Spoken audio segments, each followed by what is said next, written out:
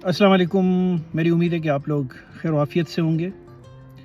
اچھا جی، ہر ٹیکنیک ہر انسان کے لیے نہیں ہوتی. ٹھیک ہے، مثال کے طور پہ اگر میں کہتا ہوں کہ فلاں طریقے سے میں یہ کام کرتا ہوں یا میں گاڑی چلاتا ہوں، ٹھیک ہے، تو تم بھی اس طریقے سے چلاؤ، تو ضروری نہیں کہ وہ بھی اسی طریقے سے چلائے. ٹھیک ہے، کیونکہ ہر کسی کا دماغ اپنے حساب سے کام کر رہا ہوتا ہے، ہر کسی کی شخصیت مختلف ہوتی ہے.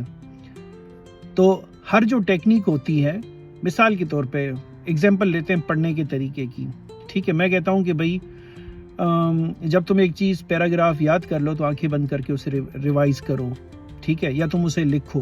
نہیں، ہو سکتا ہے کہ وہ انسان اس کو بلند آواز سے پڑھ کے ہی یاد کرتا ہو، کیونکہ یہ اس کی ٹیکنیک ہے.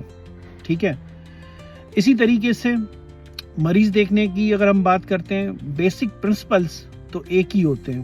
ٹھیک ہے، لیکن ہر کوئی انسان اپنے حساب سے کوئی نہ کوئی اس کی ٹیکنیک بنا رہا ہوتا ہے.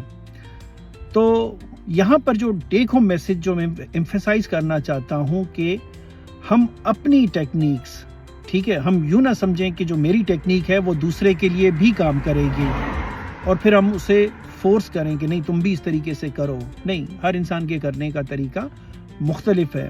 آپ نے سنا ہوگا کہ کچھ باس ہوتے ہیں، ٹھیک ہے، وہ کہتے ہیں کہ بس کام ہونا چاہیے، ٹھیک ہے، پھر آپ جیسے بھی کریں.